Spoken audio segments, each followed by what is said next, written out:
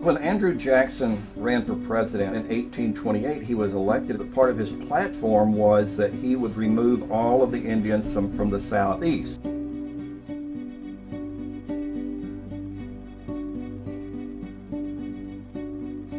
order to acquire Cherokee and Choctaw and Chickasaw and Creek and Seminole land, they interned the people at gunpoint, placed them in camps. And then at a certain point, they began forced march under military escort without anything resembling adequate support by way of food, medicine, shelter, or anything else. 1,500-mile forced march to Oklahoma. They always talk about a quarter of all Cherokees died on the trail. Well, the population of Cherokee was reduced by upwards of 50% as a result of that particular policy implementation. There were many trails of tears. The Creeks, the Choctaws, Chickasaw, the Seminole, each nation during this lost roughly a quarter of their population.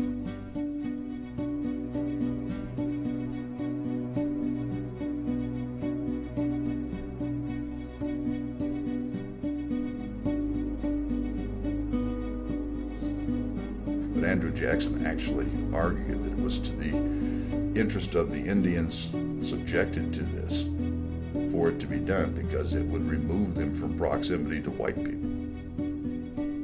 What's that saying about white people? That you're better off in a forced march for 1,500 miles, reduced from your homeland under conditions that consumes half your population. You're better off with that than you are living next door to a white guy.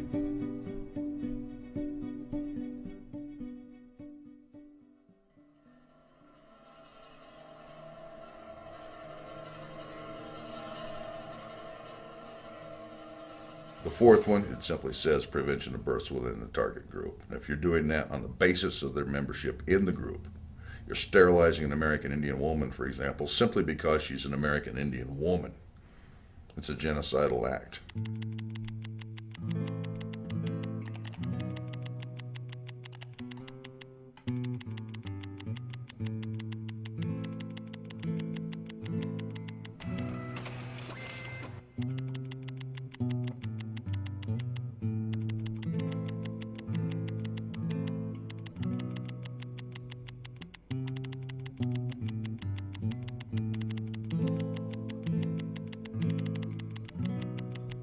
Somebody came to me and said there's some sterilization going on of Indian women.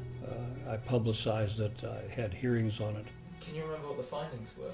The findings were that there was indeed sterilization going on.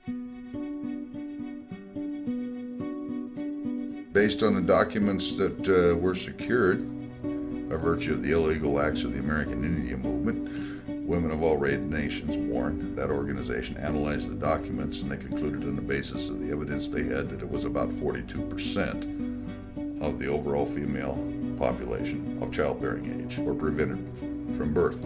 Not only involuntarily, but in a number of cases, unwittingly. They were never even informed. It used to be routine practice to try to sterilize Indian women after they had a very small number of children.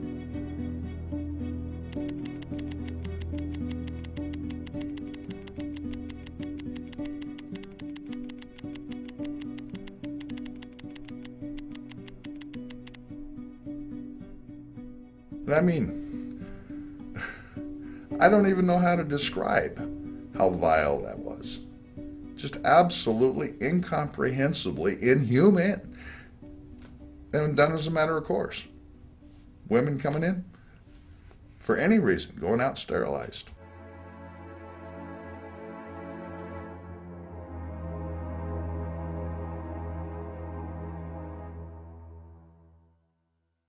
And the final one, the fifth one, is the forced transfer of children from the targeted group to the targeting group, and that's the bit about raising them not to know who they are.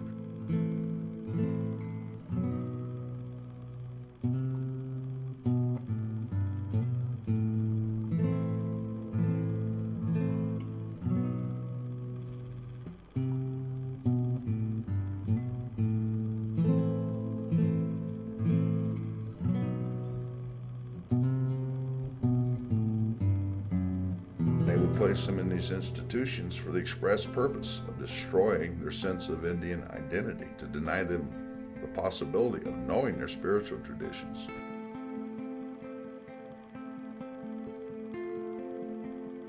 The kids that were in the boarding schools were beaten if they spoke their tribal languages. They were forced to take English names. The names were written on blackboards, and you went out and picked up your new name is James or Mary or John. They're constructing them to see the world through the lens of the society that despises them and theirs so much that they take a national project to destroy it.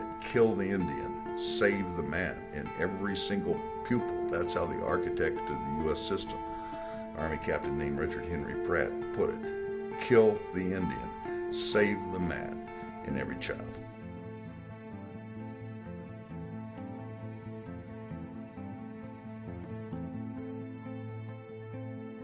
Some of these kids went 6, 8, 10 years without seeing their parents or their tribal people again, and so what returns is just a semblance of an Indian or a semblance of a white man. It's neither.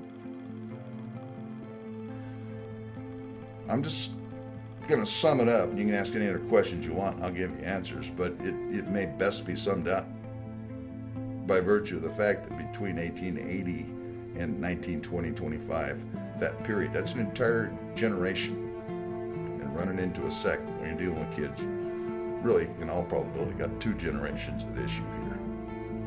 Okay, you got half of all the kids as a normative figure being channeled into these schools, and half of all the kids that are going into schools are not coming out alive. That's 25% of the population has been eradicated in these so-called educational institutions.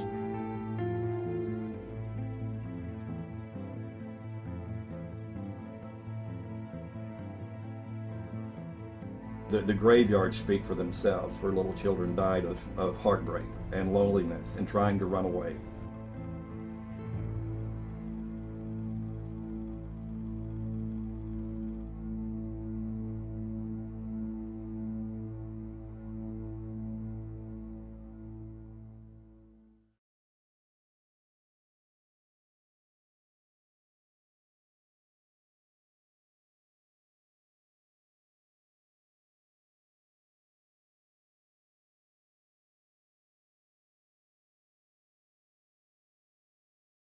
When the reservations were founded or established on Indian territory, the president handed over the reservation leadership to 4 different denominations and said, okay, this reservation is going to be Presbyterian, this one's going to be Catholic, this wasn't the Indian people, this was the government, okay, this one's going to be Catholic, this one's going to be whatever.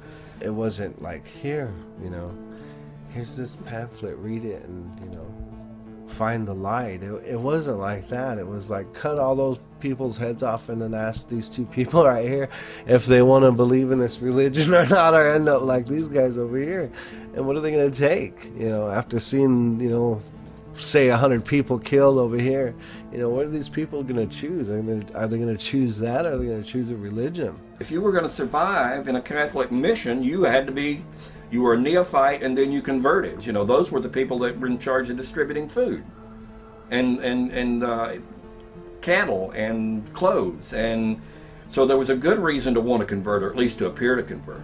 After a while, I just couldn't handle that.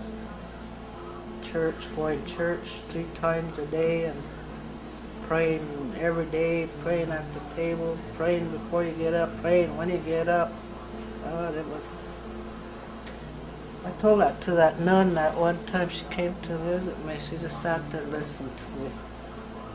She said, Madeline, she said, you're not the only one that felt that way. She said, there's a lot of Indian people felt that way. You were subjugated on the basis of systemic violence on as massive a scale as necessary to accomplish the result. And then they tune you up, the indoctrination and all the rest of that. And you get that through the schools, you get that through the prison system, you get it just through the day-to-day grind of being told no in every aspect of your existence. We were born in sin, we were always sinning, I didn't know what sin was. I thought that was cruel, I thought they were punishing us by making us go to church and kneeling down. I thought that was punishment. People get tired of spending their entire life actively struggling in conjunction with all of these burdens that are imposed upon them. It's weariness, it's fatigue, it's colonialism.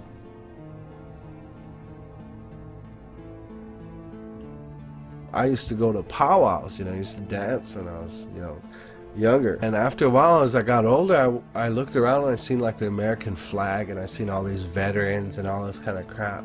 And they were all like into America, and I was like, I never understood that. I was about 8, 9 years old, and I was like, wow, this flag that was flowing while all these Indians were getting killed, these crosses were up in the air, while these Indians were getting killed, and you stand here looking at all these Indians, and they got that same flag, and they're worshiping that same cross. The result you see, there's a predictable result, and you'll find its counterpart in every colonial context you ever examine, and it's always supposed to be for the colonized's own good.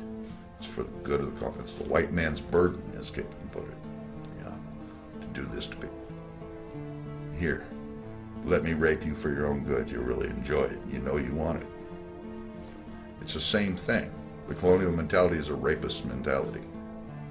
And all of those polemics that are used to redeem a rapist, it's always the fault of the victim. She flirted, she wore the wrong clothes, she teased, she did this, she did that. The rapist's argument, apologetic, defensive posture, which is hackneyed in the extreme, which is transparent, we see through it. It's exactly correlated to the arguments of colonists, measures to justify colonialism.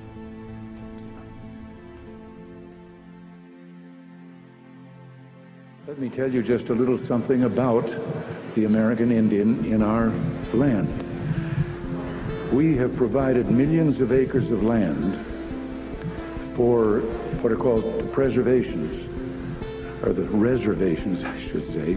They, from the beginning, announced that they wanted to maintain their way of life as they had always lived there in the desert and the plains and so forth. And we set up these reservations so they could, and have a Bureau of Indian Affairs to help take care of them. At the same time, we provide education for them, schools on the reservations, and they are free also to leave the reservations and be American citizens among the rest of us, and many do. Some still prefer, however, that early way of life. And we've done everything we can to meet their demands as to how they want to live. Maybe we made a mistake. Maybe we should not have humored them in that wanting to stay in that kind of primitive lifestyle. Maybe we should have said, no, come join us, be citizens, along with the rest of us. As I say, many have been very successful. And I'm very pleased to meet with them, talk with them at any time, and see what their grievances are or what they feel they might be. You'd be surprised. Some of them became very wealthy because some of those reservations were overlaying great pools of oil, and you can get very rich pumping oil. And so I don't know what their complaint might be.